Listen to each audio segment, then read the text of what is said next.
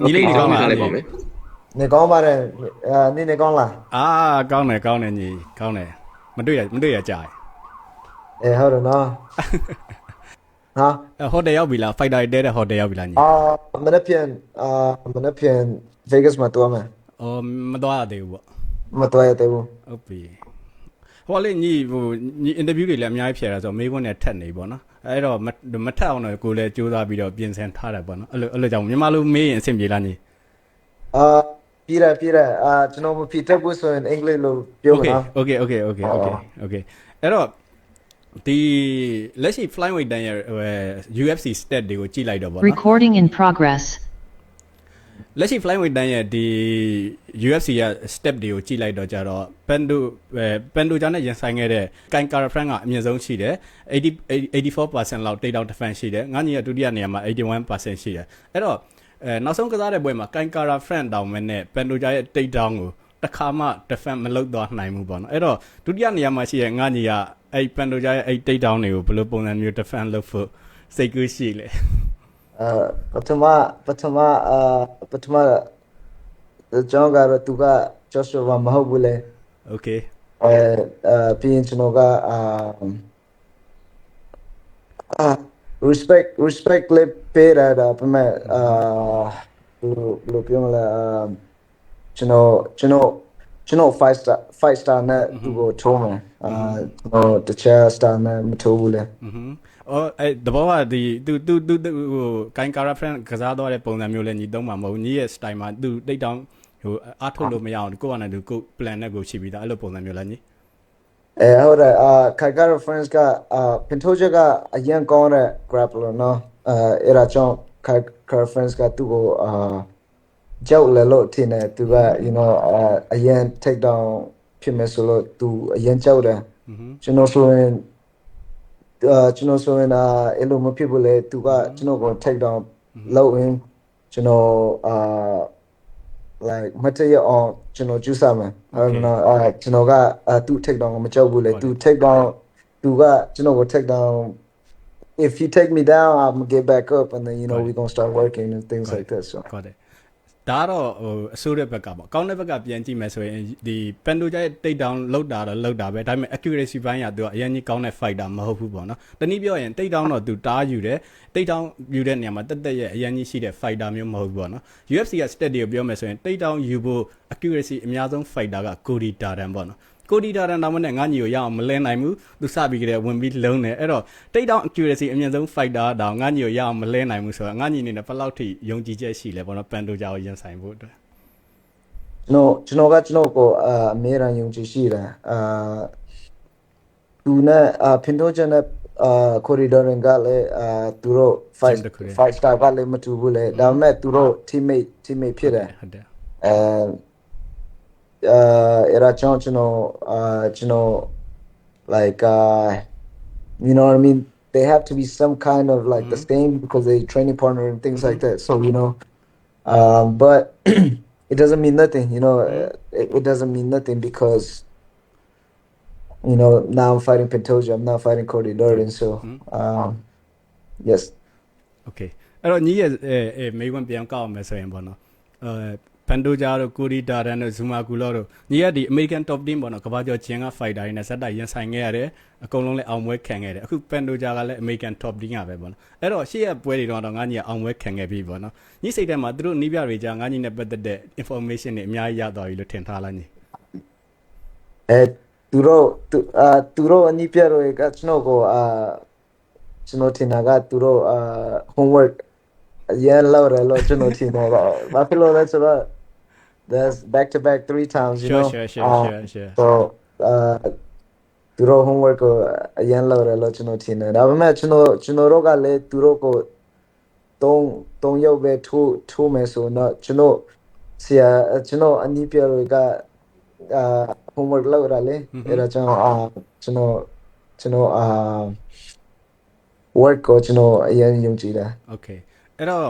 ငါညီရဲ့ဒီ interview တွေမှာပေါ့နော်ငါညီကဟိုကိုယ့်ရဲ့ fight style နဲ့ထပ်တူကြတဲ့ပြတ်တရန်ကိုဒါသဘောကျတယ်ဆိုပြီးအများအားပြောခဲ့တယ်ပေါ့နော်အဲ့တော့ ပြောတရန်ကိုတဘောကြရလို့အချိန်ပေါင်းများစွာပြောခဲ့တဲ့တိုင်အောင် same cut တစ်ခုထဲမှာတစ်ခါမှမထိုးဘူးသေးဘူးပေါ့နော်ဒီပွဲတော့ပြောတရန်နဲ့ငါညီနဲ့တကယ်ခေါင်းပွဲကြီးနေရာမှာထိုးရမယ်ပေါ့နော်အဲ့တော့ပြောတရန်နဲ့တွေ့ရင်ဘယ်လိုပုံစံမျိုးမိတ်ဆက်ဖြစ်မလဲဘယ်လိုပုံစံမျိုးစကားပြောပြမလဲငါတစ်ချက်လောက်ကျွန်တော်လည်းမသိသေးဘူးကျွန်တော်သူနဲ့တွေ့တာတွေ့မယ်ဆိုတော့ကျွန်တော်အရင်exciting တယ်လေကျွန်တော်ဘာလို့မလဲမသိသေးဘူးဒါပေမဲ့ကျွန်တော်သူ့ကိုစကားလို့ like တခုလို့ပြောမယ်လို့ကျွန်တော်ထင် Okay ဟိုငါညီရဒီ UFC fighter ဘွားပထမဆုံးကလကာဖွင့်ပွဲက next week က UFC fight night ပြိုင်ပွဲမှာထိုးခဲ့ရတာပေါ့နော်အဲ့ပွဲတော့ငါညီရbrilliant ကောင်းစဉ်အောက်ကနေထိုးရတယ်အဲ့ဒီပွဲတော့ကကိုမိန်ပွဲထိုးခဲ့တဲ့ fighter ကမေစီဘာပါပေါ့နော်အခုအနေသားတွေပြောင်းပြန်ပြောင်းသွားပြီပေါ့နော်ဒီတစ်ခါအဲ့ပွဲကတော့မေစီဘာဘာနဲ့ငါညီပထမဆုံးစိမ့်ကတ်ထိုးတယ်ဒီတစ်ခါဒုတိယမြောက်ပြန်ပြီးစိမ့်ကတ်ပြန်ကြရပေါ့နော်အဲ့လိုပြန်ကြတဲ့အနေထားငါညီကကိုမိန်ပွဲဖြစ်သွားတယ်မေစီဘာဘာဘီလန်ကောင်းစဉ်ဖြစ်သွားတယ်အဲ့တော့ငါညီတို့နှစ်ယောက်ပြန်တွေ့တဲ့အချိန်မှာဘယ်လိုဖြစ်မလဲသူကချစ်သူရှိပြီလေကျွန်တော်ကျွန်တော်ဖန်တိုဂျာကကျွန်တော်ချစ်သူလို့ပဲ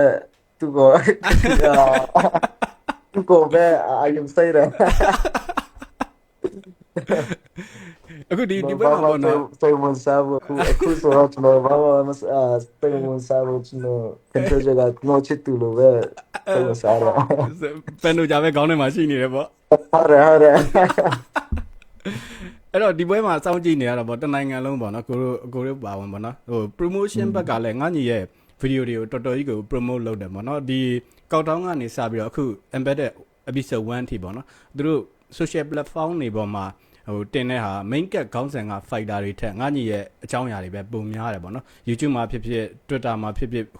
တို့တပြင်း Facebook ပေါ်မှာပဲဖြစ်ဖြစ်ပေါ့နော်အဲ့တော့ငါညီကတကဘာလုံးဝင်းရံလာပြီကိုတို့ဆိုလည်းအခုအာရှသတင်းသမားတွေတော်တော်များများဟိုငါညီဘက်ကပဲအကုန်လုံးဝင်းရံထားကြတယ်ပေါ့နော်ဟိုဘသူတွေပါပဲပြော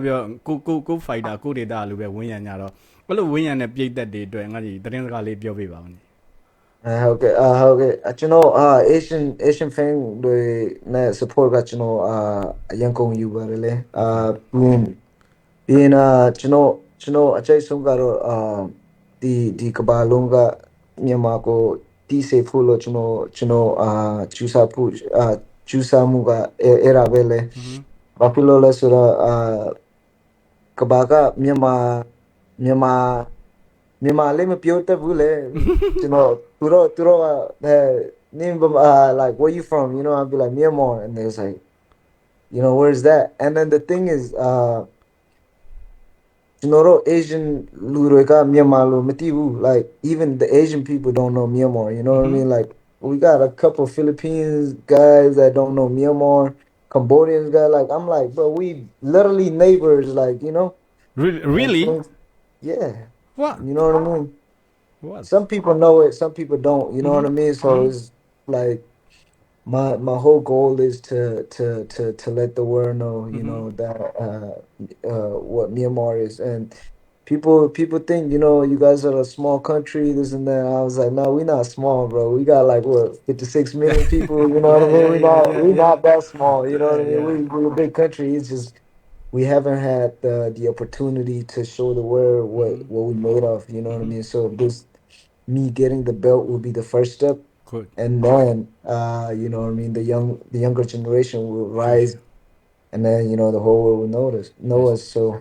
that's my main goal right now yes I think UFC also catch at your idea that's why they promote your fight a lot this time including Myanmar Flash and also you have mentioned Myanmar Born something a lot of time including UFC commentator mentioned you are Myanmar Born something like you feel like this is they are promoting Myanmar in the right way yeah and not only that it's because of my fighting styles and the new phase in the division too you know what I mean because you know when you have a dominant champion like Pantoja is boring you know what I'm saying like I'm not saying he's boring but I'm saying like it's just the same champion over and over they just want to see a new phase you know sure so that's why a lot of people are very excited for this matchup because all the people that he already beat them twice or something you know what I mean so I'm the first guy he's gonna fight so this is the first time he's gonna fight me so you know what I mean it's gonna be different okay so ကိုအနိုင်ရဖို့ဘယ်လောက်ထိယုံကြည်မှုခိုင်ခိုင်မာမာရာခိုင်နှုန်းအဖြစ်ရှိလဲညီနောက်ဆုံးအနေနဲ့ပေါ့ ကျွန်တော်100% ယုံကြည်မှုရှိပါတယ်ကျွန်တော်သူ့ကို3 round ထဲမှာကျွန်တော်ကိုသူ့ကို knock out မယ် โอเคကျေးဇူးပါညီလေးဖြေချပြီး အဲ တော့ ကျွန်တော်ကိုနော်အဲ့မြန်မာ fan ကျွန်တော်UFC 323မှာကျွန်တော်ထိုးတော့မယ်Canon Plus မှာကြည့်လို့ရပါတယ်အားလုံးကျွန်တော်